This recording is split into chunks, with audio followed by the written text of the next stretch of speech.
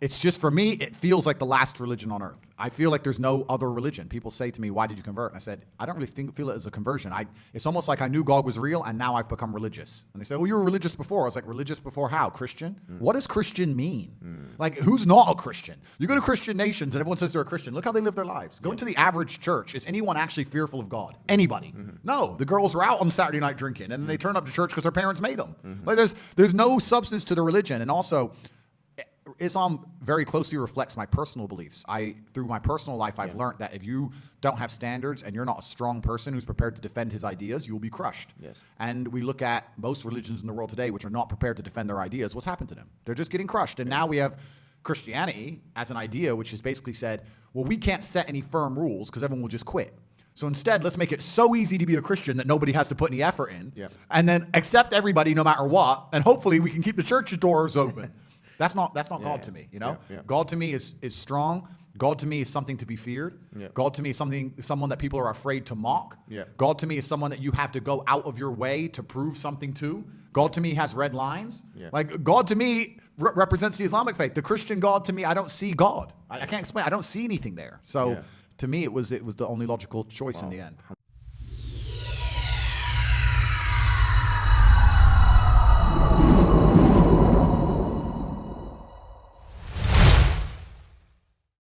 So for those who don't know, that is Andrew Tate. He is the most internet searched, Google searched man on the planet. I first came across him about a month ago. I was listening to a Truthers podcast and they were trying to figure out whether he's a government plant, industry plant, or is he genuinely having this experience, because he was recently banned from the key social networking platforms, Facebook, Instagram, YouTube, overnight. And he had thousands, hundreds of thousands, millions of followers. Many people were interested in him, but they just banned him overnight. And they say the reason why he was banned, or the media, they're saying that they banned him because he promotes what they describe as toxic masculinity. When you really listen to what he was saying, he wasn't really saying anything controversial in that aspect. I mean, yeah, it went against the grain, like the common, Western mindset of today. But he was just basically saying that women should be submissive to men, which any true Christian would agree with, because the Bible teaches that. And he was basically trying to encourage men to be men, to look after their health, to not let themselves get fat, to take their work seriously, to be the best that they can, and also to free themselves from the matrix being the system. He was trying to encourage men to free their minds from, just blindly following what the government is telling you. We have Lil Nas twerking on having sex with the devil in his music videos. Like, we're going to sit here and talk about how children can be impressionable young children, and I'm sitting there saying there's no way I'm the worst person on the internet. That's not why they deleted me. The difference for them is, as you've mentioned, on those fronts, it doesn't matter to them, because it's like, okay, they're consuming our hedonistic products or whatever it is. It doesn't change their worldview. Whereas what you're saying is ideological now. You're challenging the status quo of the LW, of the liberal world order. You're challenging second wave feministic notions. You are challenging some liberal notions. You are challenging ideas, commonplace ideas of tolerance. And George Orwell said it very well. He said that the more a society moves away from the truth, the more it hates people who speak it. Absolutely, and you're right. And I think even the basic things I teach, because some people have said to me, Andrew, all you teach about is personal responsibility, motivation, working hard, getting up and doing the right thing. I said, those are the things they're most afraid of. If you teach people to have standards for themselves and to be morally strong people and to know right from wrong, then they can't brainwash you. Yes. So that's what they're most afraid of. They're most afraid of young men waking up and going, no, I don't believe that. You have to believe it. No, I don't believe it. I don't want to. And I want to go do this. I want to go to the gym and be strong, or I want to believe X, or I want to be a moral person. They genuinely have a problem with baseline morality. Yes. Yeah. Understand? When some people recognize when I converted to Islam that there was a time I was an atheist. There was a time when I was atheistic. And the reason I am now so absolutely certain that God is real is because I've seen evil. I've seen shaitan. I've seen it. When you see enough evil, you realize that there must be an equal and opposite force. And there are people out there in the world today doing the work of the devil, genuine demons, who are trying to destroy the baseline morality that's inside of all of us. We're all born with some kind of morality, and they're trying to destroy it. And they're doing that to empty your brain so that you have no resistance to the slave mind programming. They want to get you to a point where if they tell you the sky is green, you look at with your own eyes and you see blue, but no, the sky is green. That's what they want, so that you have to have nothing in your brain that can prevent that. If you have God, if you have, no, I believe this is right and wrong, if you have personal responsibility, if you have self-accountability, if you're a person who sticks up for what he believes, all that's bad to them. They want all of that gone so they can tell you the sky is green. And I don't want to say too much because I don't want the stream to end, but they're going to tell you something much worse than the sky is green. They're going to tell you something else. And they're trying to program us all into slaves, and it's scary. You mentioned God, but in your earlier videos you say you're an atheist. Do you believe in God? I do believe in God because demons are real. There's genuine evil in this world. I've seen it with my own eyes. And there's always an equal and opposite force. If demons are real, then God must be real. Some of the things that are happening in the world today is truly the work of the devil. And by extension, God must be real. There's no way the devil can exist without him. And if you want to argue whether the devil exists or not, then you're not taking a very close enough look at the world. The people who are defending the Matrix and trying to purport its ideas, these people are genuinely, truly evil in their hearts. They don't care about humanity. They don't care about free speech. They're not pro-human. All they care about is trying to enforce ideologies regardless of how it affects people negatively. They're truly full of hate. And that makes them evil people. And by extension, God must exist. And God inspires certain men to resist, like myself. He was speaking heavily against what recently took place the last couple of years. I will not say the name, but I'm sure many of you can work out what I'm talking about, because the censorship is just so rampant on that topic. But he will speak about things like that. And because Andrew Tate, I don't know if you guys are familiar with him. I'm sure some of you might not be. But just for those who are not, he's a millionaire. He came from nothing. He grew up in Luton in England, which is not the most desirable place to live in if you know Luton or if you know England. But he made his way to the top. He became a kickboxing champion 5 times, but he thought he wasn't making enough money. So he set up a number of business and pretty much became a millionaire.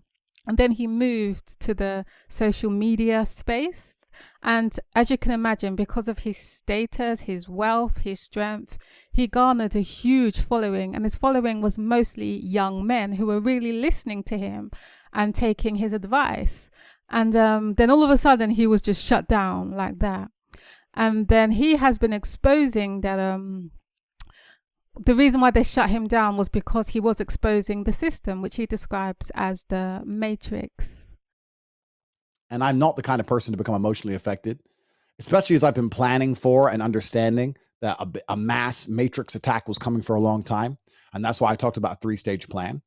But for the majority of humanity, having all of your social media accounts deleted, having media come out at the exact same time that lies about you, having yourself and members of your family threatened with death permanently and on repeat by God knows who for weeks and months on end, having all of your ability to bank money deleted, having your ability to defend yourself and explain that this is all wrong and that you're not a bad person gone, knowing that when you walk down the street, you might have a crazy person who believes the media and believes all their lies, like those mask crazies come up and try and harm you.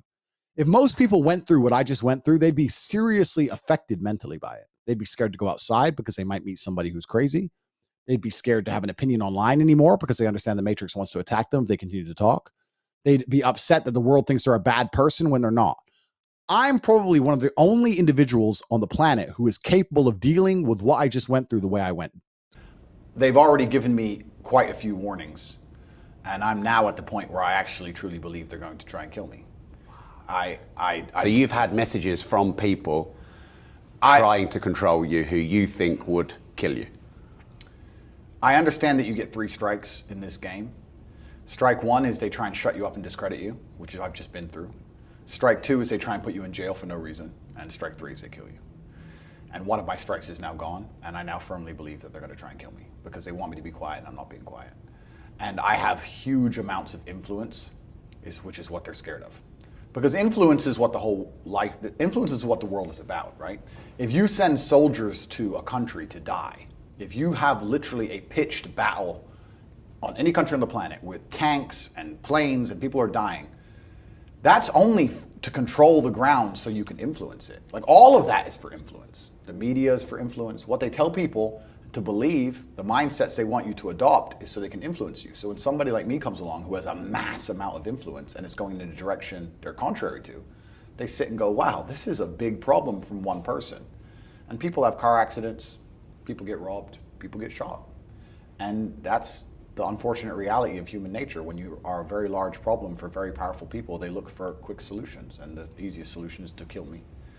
And I think it's going to get there if I'm not extremely careful. So yeah, they dislike me not just because of what I say, because everybody knows what I say is true, but because of the huge amount of influence I have, and also the influence I have over the one demographic they're most fearful of, which are the young military-age males.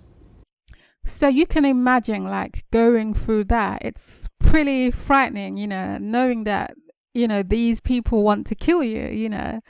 And if you like look at his personality, you can see that he's someone that would, you know, I admire that character. Now, I don't agree with everything he promotes, to make that clear. And he's obviously in the world, he's a sinner just like everyone else. No one's perfect.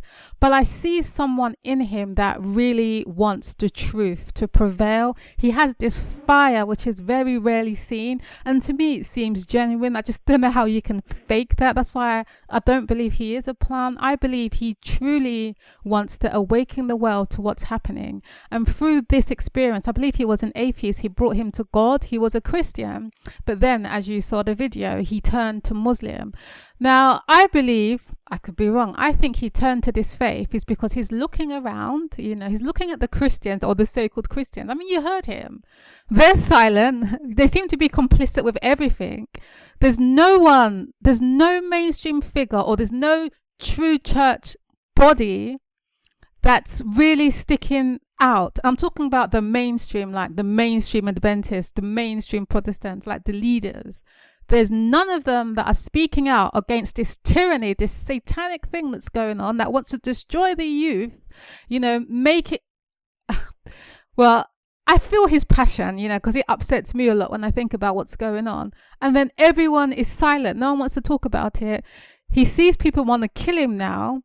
And I believe he's looking for solitude. And I believe he found that in Islam, in Muslim, you know, the faith. He's probably found a group of people that can help protect him, because he knows these people want to kill him.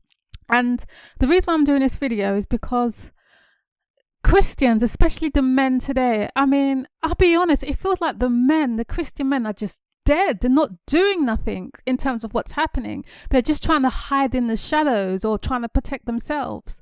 But there's no one really speaking out like unfearful, like boldly, strongly about what's going on, especially what happened the last couple of years. Now, a few months ago, maybe 6 months ago or so, my mum came to visit, and then we went to church. I thought, okay, let me just take her to church with me.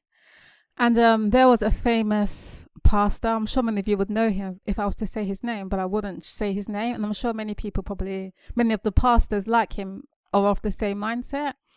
But then we were talking, he was doing question and answers, and he was talking about, you know, the injection and how he took it, and that it's everyone's choice. I mean, people have their own choice, which is true, to take it. And that was that, you know. So then I asked the question. I just raised up my hand in front of lots of people that were there. And I said, you know, as Christians or as Seventh-day Adventists, we have a health message, right? You know, our body is the temple of God, right? And God has given us clear rules what we should put in our body, like no pork, you know, certain meats we shouldn't eat. You know, I'm sure many of you know the health laws. But yeah, we have this foreign entity that's now telling us to put stuff in our bodies that's potentially and most likely contains ingredients that God forbids, like pig. I mean, in many vaccines, they will tell you that it consists of swine, pig, and all sorts of things, which is unclean, or beetle cells and all sorts of things. You know, I have to be careful with what I say because I don't know what's going to happen with this video.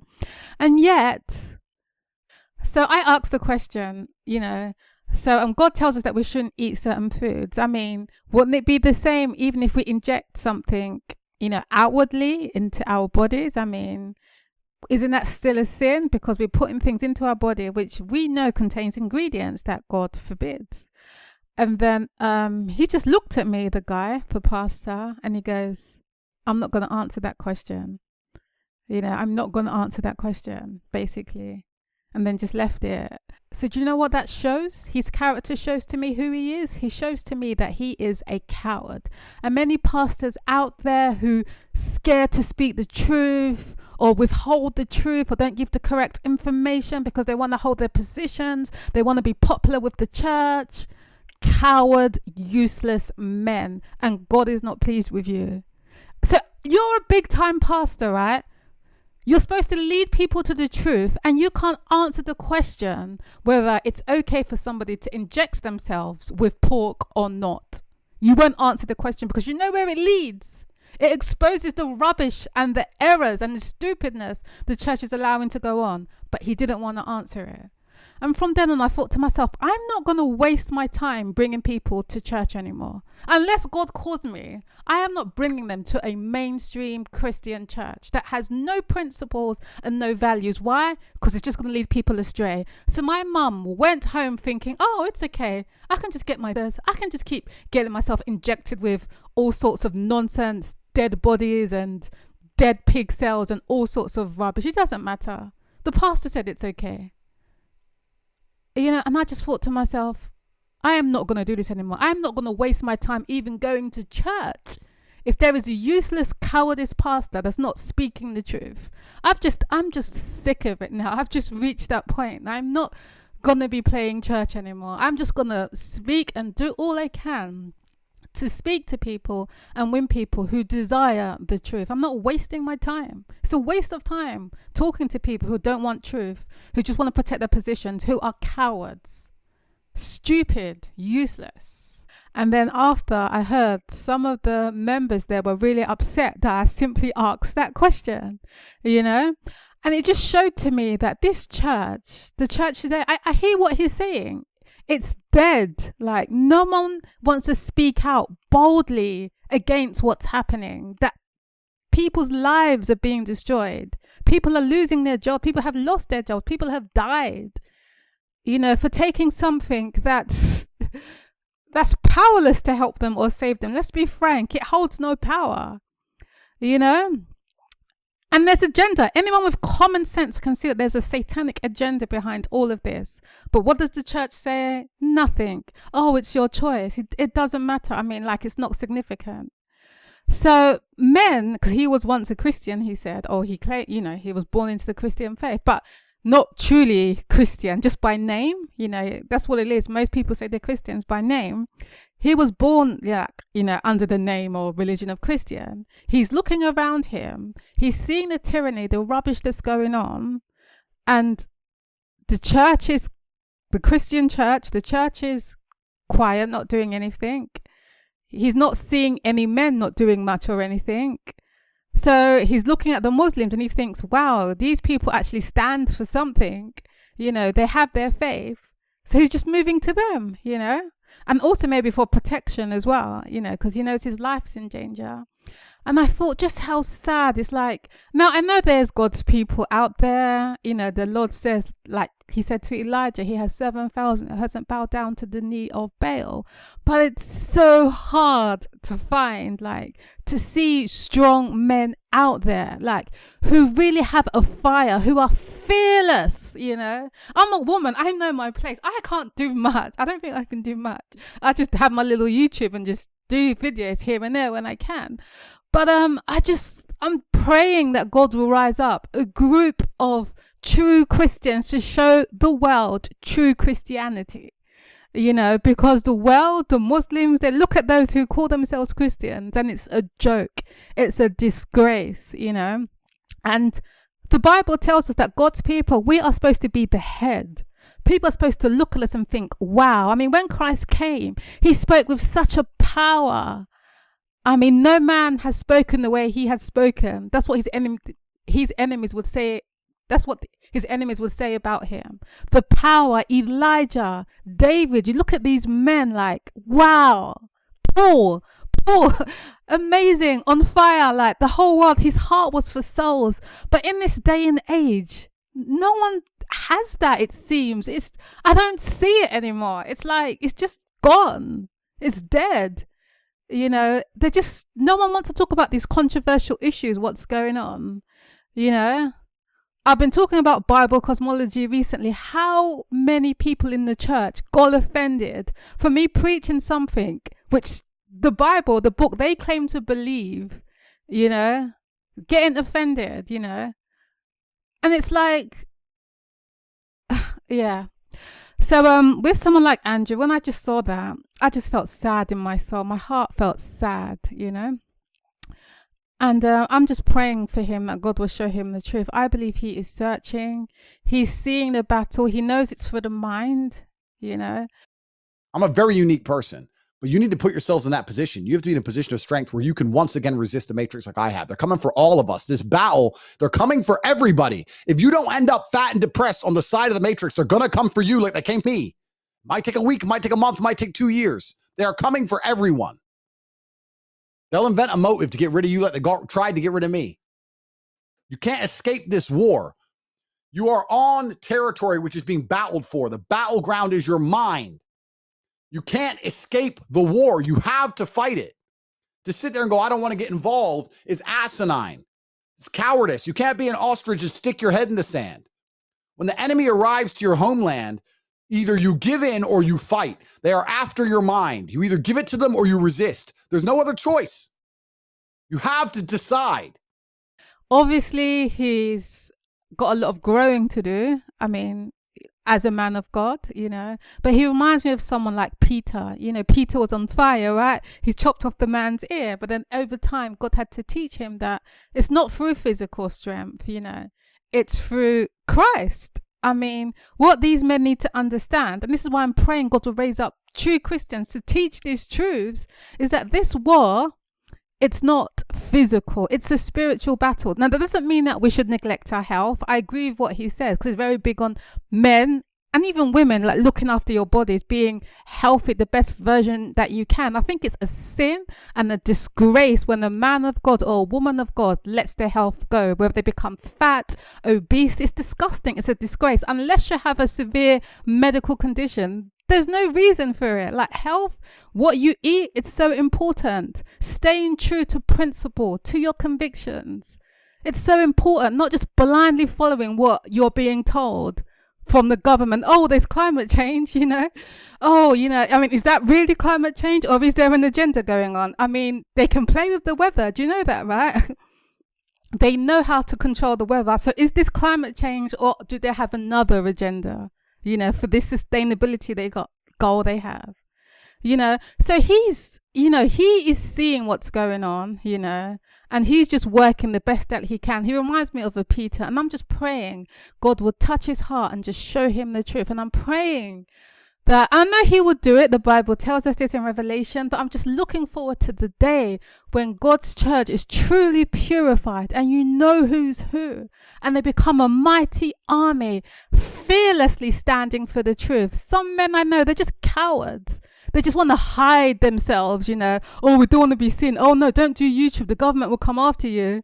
Cowards. So what? I mean, if you're living in the world fearful, I mean, like scared to die for what you believe in, like, why are you even living? That's a pointless existence in my view. You have to have something willing to die for. And for me, it's the truth. I just want truth. It breaks my heart to see what's going on in the matrix, in the system, how they are destroying the kids of today. The school system, the media, the world. And we just sit quietly. Oh, it's just going to happen. We just preach to ourselves, you know? Yeah, so that's why I put that video for you guys just to think about. And I just want to read this statement from a popular author, because it's so true today. And this is what she writes. She says, "The greatest want of the world is the want of men. Men who will not be bought or sold. Men who in their innermost souls are true and honest men. Men who do not fear to call sin by its right name. Men whose conscience is as true as duty, as the needle to the pole. Men who will stand for the right, though the heavens fall. And that's what we need. And that's what he recognizes we need. We need strong men, not just physically, because as I mentioned, it's a spiritual battle. I mean, it's between good and evil. We can't beat the devil. It's through Christ, but we need to have strong spiritual men who are taking the reins and powerfully exposing the evil, fearlessly speaking against this tyrannical satanic government and what they're doing, fearlessly speaking about the last couple of years and what's happened. And this was a torture, mind control, satanic program to destroy souls. I'm praying and I'm looking for the day when the men would really rise up and be men and do what God has called them to do.